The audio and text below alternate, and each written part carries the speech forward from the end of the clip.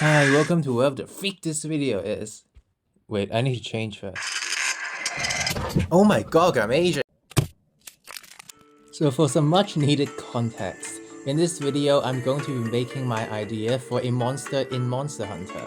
I'm going to give more details on the concept and design of this creature later on in the video, but for now just trust the process. Also, this video is mostly time-lapse footage, which means that this video is definitely not going to keep your ADHD in check. So I recommend playing this video in the background while you're cooking or studying or gooning or something, I don't know.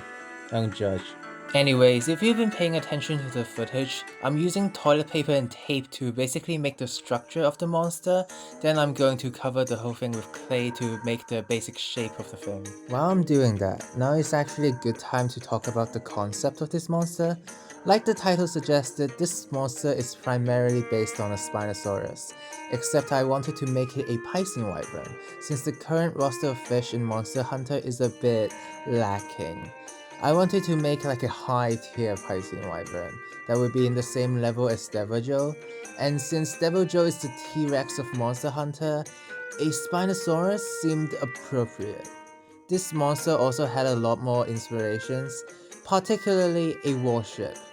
I'll get more into this later, but this is context for why I'm making a pointy nose and jabbing toothpicks in its back. Yeah, this monster doesn't have traditional Spinosaurus spines like you might expect. Instead, they're going to be more like sails of a ship. The toothpicks in its back are going to be the mast of the sails of this monster, and also the shape of the head is like the bow of a ship. The shape of the face is also inspired by a swordfish. Fun fact about swordfish, only baby swordfish have teeth. They lose them as adults.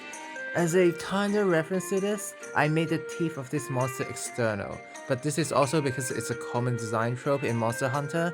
For example, Zenogre and Azuria crest. Spinosauruses have crests, so I also gave this guy a crest. Except I made it in the shape of a fin because it's a fish. This platy armor look for the scales is inspired by Dunkleosteus. I think I said that right. This monster is supposed to be a warship. I gotta make it tanky. Plus, again, this is a common design thing in Monster Hunter. A lot of monsters have layers of scales that look like armor. Actually, a weird design trope in Monster Hunter are chin spikes. A lot of monsters have chin spikes. Like the most obvious example is Rathian. So I also gave my guy a little spiky chin. Looking at the shape of the monster's head now, I think it actually looks more like a goblin shark than a swordfish. Which is good because look up a picture of a swordfish, they look derpy as hell. Plus, in my head, this monster would live or venture into the deep sea, and later on you'll see more deep sea related like features and designs on this monster, so Goblin Shark Head fits the theme. Like Bob Ross once said, with great power come no. Like happy, it's like happy accidents or something. I don't remember the quote. Why did I quote Spider-Man? I'm leaving all of this in. Moving on to the neck, you can see in the footage I started off by spending a surprisingly long time trying to make a little vent on the neck. I'll explain why I did this later, but I just wanted to point out how long it took me to make this tiny thing. I continued to add more scales alongside the neck of the monster, except I only placed them on top of the monster and not the underside. I did this to make the head look more distinct, and to give myself less work to do. Plus, leaving the belly scareless means it's vulnerable there, so when you're hunting this monster, it wouldn't be annoying to fight like a Bazelgeuse. I even thought about game design while designing this thing. I'm 2 steps ahead, bitch. So to explain why I made the vent earlier, you see with the whole warship theme for this monster, I wanted to include cannons or turrets into its design. It was tricky to come up with an idea on how I could include cannons on a biological monster, but I eventually came up with the idea of using hydrothermal vents. Kinda like how Gravios uses its vents to expel gas, this monster has large vents that act as turrets that can shoot stuff? I'm actually not quite sure what this thing would shoot. I want the projectiles that come out of these cannons to have the same impact as like the heavy weight of a cannonball. But I can't think of something that a creature would shoot that has the same vibe. I also want the projectiles to be electric for reasons you'll see later. I know I keep saying that, but but just bear with me, because it'll make much more sense with the visual actually aligning with what I'm talking about, but yeah, you see later. You can see in the footage I've moved on from the cannon/turrets to the front limbs of the monster. Being a Piscine Wyvern, I think these would be categorized as flippers or fins. I made the patterns of the armored scales on the flippers bigger and less scattered. This is inspired by the patterns on a sea turtle's fin. I opted for this look since it gives the whole monster a more marine texture. The Spinosaurus, at least compared to the T-Rex, is kinda known for having beefier and more flexible claws, but since this monster is a fish, I do want to give this guy fins, so I opted for a middle ground. This monster has these curved claws that are shaped in a way to resist water resistance while swimming, while probably being able to do some damage to you. I've added a larger fin under the claws. These are what's actually going to help the monster swim, since those little claws aren't going to move this whole ass monster. Plus they help make the whole flipper look like an actual limb of a sea creature. You might have noticed I made the claws on the left flipper kinda protruding out more, ready to attack and slice out your pancreas. Meanwhile, I made the claws on the right flipper kinda sheathed. They sit and blend with the fin for better swimming. I also didn't armor the underside of the flippers to make it blend with the rest of the belly. But since I did a sloppy job of covering the skeleton in clay initially, now I have to do it again while blending it with the rest of the claws. For this next part, I'm mostly just placing more scales on the side of this monster. So I'm using this time to talk more about the monster's concept. Oh my god, finally more context! You might have wondered why I haven't mentioned Godzilla even though he's in the title. Well, Godzilla still isn't very relevant right now, but I will say that a large inspiration for this monster is the movie Godzilla Minus One. Particularly the scene at the end where Godzilla faces all the ships and then the Godzilla theme starts to play and all the ships charge at him. Like, that scene was epic. You need to watch the movie if you haven't. This is also where the theme of warships came from. There is also this idea of an indomitable pirate ship, like the Flying Dutchman or the Silent Mary from the Pirates of the Caribbean movies. That's really cool, which I want this monster to kinda have the same vibe of. An indomitable force of the sea that bends everything around it to its order. So you know how on like modern ships there are often like 3 large funnels on top of the ship? They are most notable on like cruise ships. Well, I'm also adding them on this monster. I did this to give the body some more distinct details instead of just scales over and over again, plus to further the warship theme and to add more silhouette to this monster's spine, since this is based on a Spinosaurus. I imagine these funnels would help the monster expel excess heat, and would help it camouflage among hydrothermal vents or volcanic areas. So onto the legs, oh boy. So I've had the idea of this monster for a long while. I even have several sketches, but I never had a clear idea of a final design. The entire process of making this monster is largely improv, but I still had some idea of what I wanted to do. Like, I knew I wanted to make the head pointy, I knew I wanted to have like cannons on its back, but I had no clue on what to do with the legs. So I made some of the scales there very large to kind of give it like an extra armory look, and I also gave it pointy knee spikes as a form of shin guards. I also made the overall leg shape very thick with 2 C's, only 2 C's, since Godzilla also has some very thick legs, so I just pulled from there. Same for the feet. I had no clue on how to shape them, so I just extended the pattern of the armored scales, then split the 3 plates into toes with fins in between them, which makes them vaguely look like the limbs of some river turtles. I also textured the bottom of the feet, and it was weirdly difficult to make these toes look cohesive, which is why I spent a while working on them, and I still don't think they look great. You know how artists complain about how horrible it is to draw hands? Yeah, that applies to sculpting too. Except I have a problem with making feet. Looking back, I really just spent a while zooming in while working on these digits. I hope this isn't triggering anyone's foot fetish. Actually, maybe I do, because that means the feet I'm making are accurate enough to goon to. Plus, it will mean more people come watch this video. For the record, I don't think it's like wrong to be into feet. Not that I'm into feet, it's just like you do, and gals, and non-binary friends. and cats, and I should shut the fuck up now. Like I said earlier on in the video, the spines of this fish are going to be like the sails of a ship. I used tape to make these sails since I needed the sails to be thin, and I could easily make the shape of these sails by just wrapping the tape around the toothpicks. I will also just stick random bits of tape on the sails to flesh out the shape, and using some scissors I would cut the tops and ends of the sail, making these rips all along the tape to create this natural damage look to them. Because instead of having perfect pristine sails, I wanted the sails to be tattered and seared like a pirate ship. This makes the monster look more experienced in battle, and it vaguely gives the visage of fire, making the monster look more mystical and badass. I imagine the sails of this monster might also help it camouflage, since even though I don't plan on making these green, when the sails are underwater or in a forest, they might look like kelp or other vegetation to other creatures, blending perfectly to its surroundings. While I'm adding more scales along the back of this monster, I'm going to talk about this monster's gimmick. What I mean by this is like how Brachydiosa's gimmick is its explosive slime, and how Raydow's gimmick is its Fulgurite and Railgun. This is the part where Godzilla really comes into play. You see, my favorite thing about Godzilla -1's design is the way its backplates erect while it's charging his atomic breath. I really wanted to somehow incorporate this into a monster, so after a lot of sketching ideas, I came up with this. So venomous fish like scorpionfish and lionfish poison other animals by having toxic needles that poke out of their spines.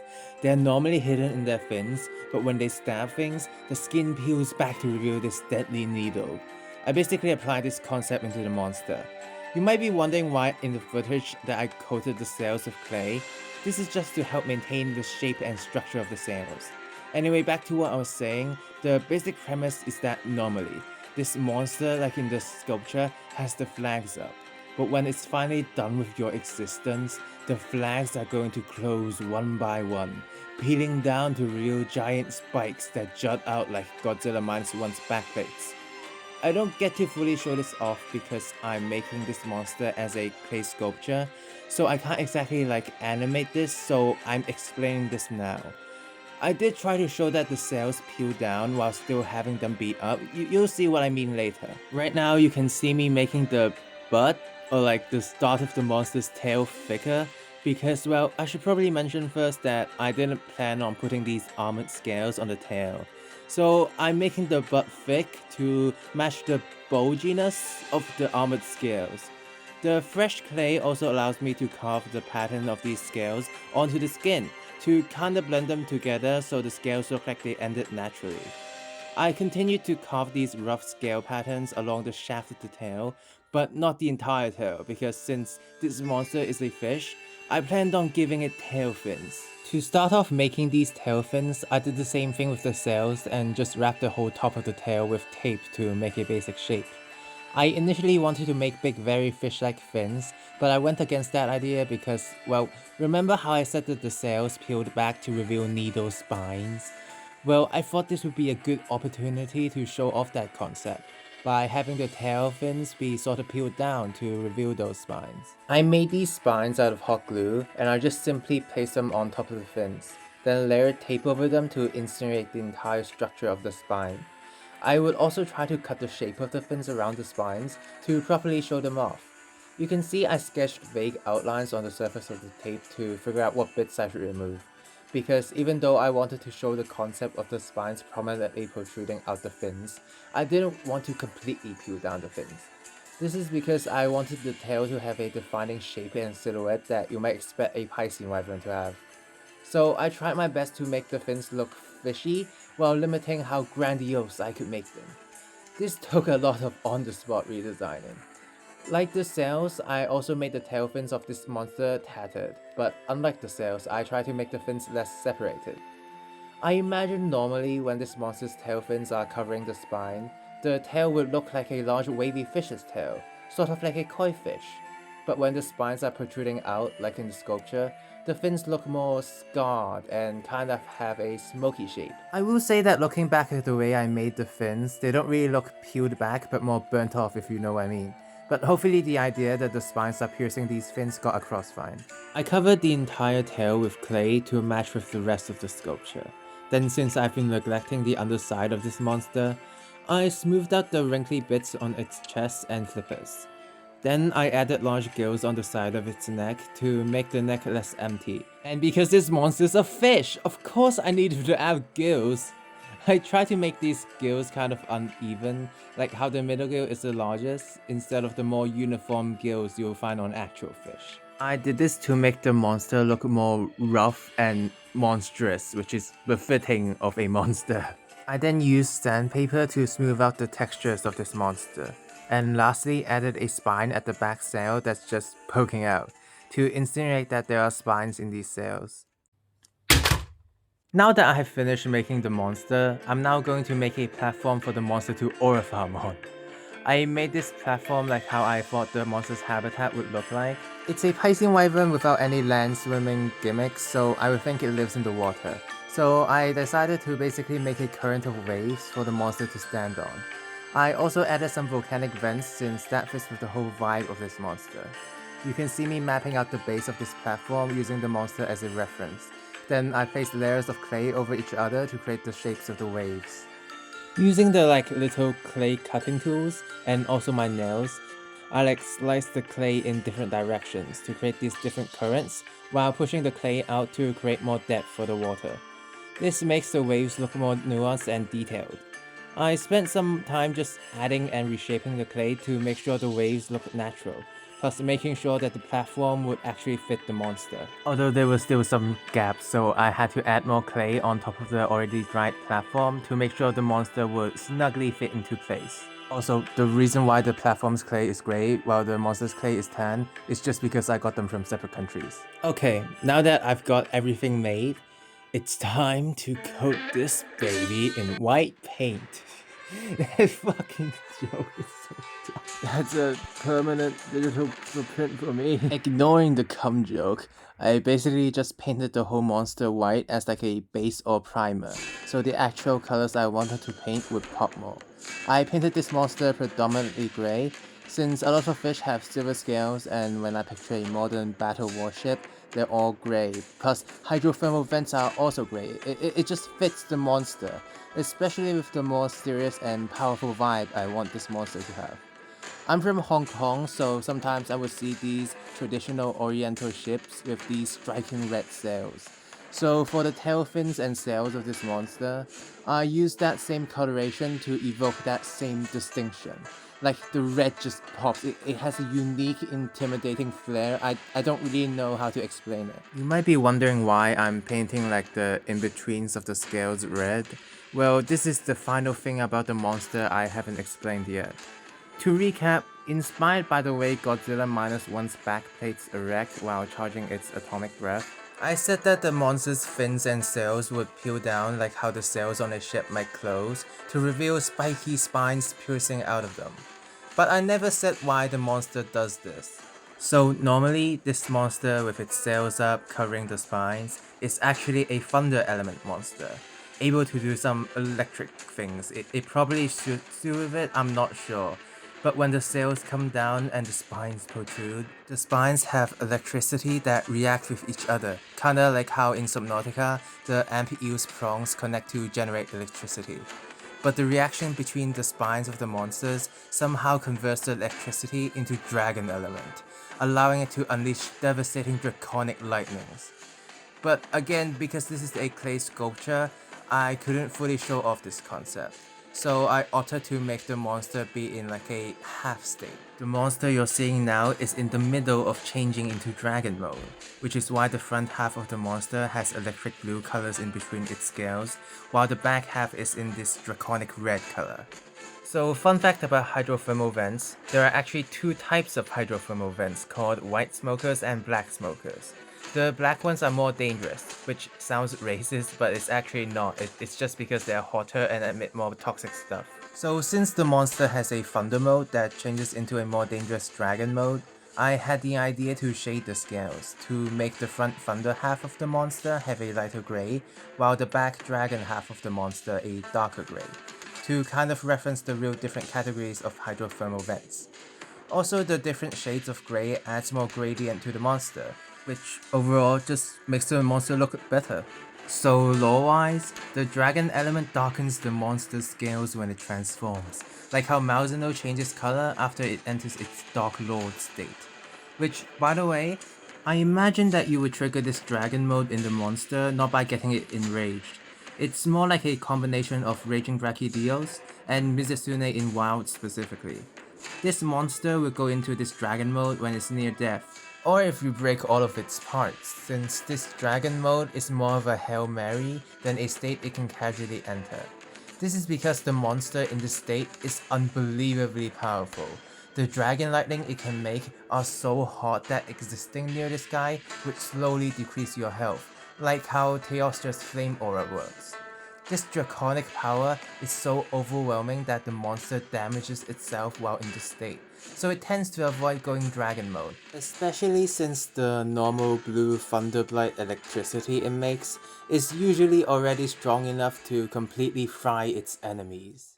For the color of the underside of this monster, I wanted to make it more similar to a color scheme that's more marine, if that makes sense. Like the grey armored scales don't necessarily evoke sea creature. So I wanted to make that element more distinct, but I also don't want the colors to have too much of a contrast with the grey scales. So I painted the front underside of this monster a greyish cyan or teal or turquoise. I don't know the difference, man. I got this color scheme from the Reaper Leviathan in Subnautica, except I just tweaked the colors a bit to be more green and dark. I was going to say that this deep grey cyan color scheme is also based on the colors of a whale, but then I literally could not find a single image of a whale with this skin tone, so I guess I just pulled that out of my ass. Like with the scales, the colors of the underbelly are darker at the back half of the monster. Except to show like how potent this monster's dragon element is, I painted this side of the monster with a lot more obvious reds before I added the cyan, to show like the glow of the dragon element seeping through the skin. I was also inspired by the color scheme of the Sea Dragon Leviathan to make the tone here greener, which adds a bit of contrast so the colors would pop more. But because I added so much red plus the cyan shade of the underbelly, the added green hues are barely noticeable, so it doesn't even matter. I proceeded to gradually blend the cyan of the underside with the dark greys of the tail, so you can actually gradually see the cyan getting lost along the bottom of the tail. So I'm like recording this audio as the last thing I do before uploading the video, which means it's just now that I realized I have to talk over the Monster Hunter music I'm using for like 30 minutes to avoid having this video get taken down, which I have largely accomplished. I've yapped a whole lot during this video. Some of it wasn't very relevant, like the foot fetish thing. Anyway, but like there isn't much I can talk more about here. I guess I could mention that while I was coloring the bottom, I also filled in some missing details I couldn't spot before while this monster wasn't flipped. But like, this obviously isn't like a notable change that I would have mentioned if I didn't have to keep monologuing. So moving on, I also colored the eye sockets of this monster the same cyan as the underbelly. This was kind of unnecessary, but I made the decision to paint the tips of the sails and fins gold. This was mostly because I, for some reason, just love using gold paint. It's like weirdly satisfying. I initially planned to color the tips of the sails and fins black to give off a singed and burnt look. I imagined that since the sails and fins are supposed to come down, the skin there is extremely loose. Plus with the electricity and lightning this guy makes, the sails and fins on this monster would definitely often be charred or torn. But I added gold paint before I painted over it with black because I was hoping some of the gold would seep through and add a slight glimmer to the sails and fins to make the monster look more regal. I don't know. The lore reason could be that because this monster hangs around hydrothermal vents, some of the minerals that they spill out get stuck on the monster. But the real reason is just because I like gold. You might say that this is incredibly redundant since you definitely can't notice the gold, and to that I say, You're right, but also you're a dick for pointing that out. You can see I also painted the tail spines with a vibrant red to represent that they are fully charged to the brim with dragon element. But I painted the spine poking out of the sail blue to further show this monster is in the middle of changing states. So the blue electrical spine just hasn't converted to dragon element yet. Again, I love using gold paint, so I painted the mouth gold. But there's a good reason for it this time. The color of the mouth is inspired by like how the insides of crocodiles' mouths are yellow, and the gold paint I used kinda matches that shade of color. I just had to make it darker. Plus, the gold makes the mouth look like treasure, which kinda fits the ship theme, because like pirate ships classically steals gold. I also painted the throat and gills blue to show the thunderous power that's in the monster. Moving on to the platform, for the final time I used gold again to paint the volcanic vents. There's no excuse for this, there's no reason they should be gold. I have a problem. The gold just looks nice, okay? I started painting the waves by first applying a range of different colors so the platform doesn't look monotone.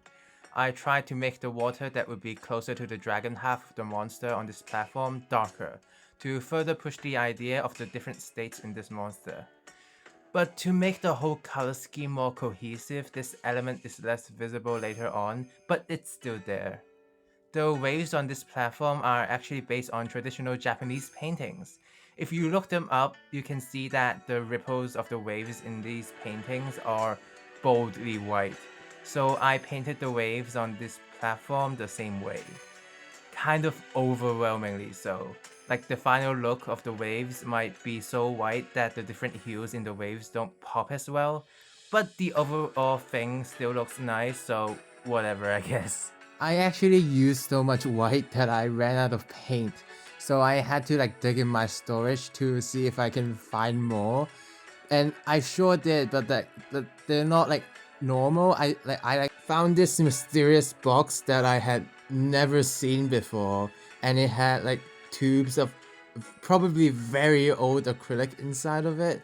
So I still used it, but if like the white looks a bit different, that's probably why. This was kind of incredibly lucky for me, since I never even buy acrylic. I stole all of the ones I'm using from school. Finally, it's time to hot glue this monster on its throne.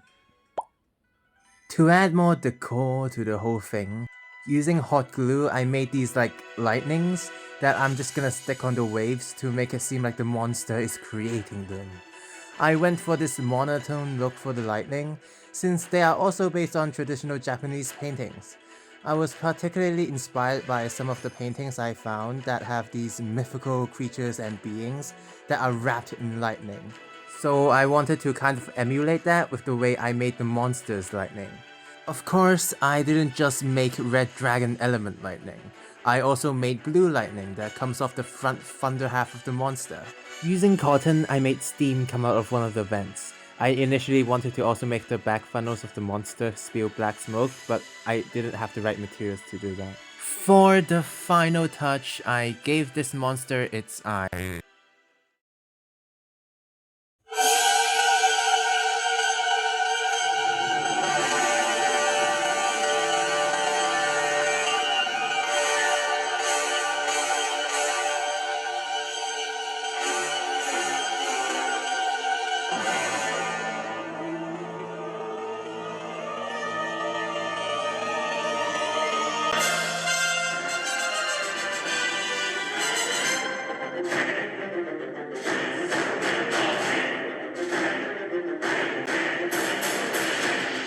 Hello, I'm here to interrupt the amazing Bazelgeuse theme, cause otherwise Daddy Capcom might get mad and punish me. I will say that while I am super proud of how this came out, it's literally one of the best things I've ever made, but this is definitely not the final design I want for this monster. There are a lot more things I can refine and rework to make the whole thing more Monster Hunter. Also, you might have noticed that I never came up with a name for this monster, so suggest some in the comments. Speaking of commenting and engaging with the video, I'm gonna do the YouTuber thing and ask you to subscribe, like, and hype the video. But seriously, thanks for watching the video. Even if you just skip to the end to see what this looks like, I really appreciate you spending your precious time on this when you could have literally clicked on any other video.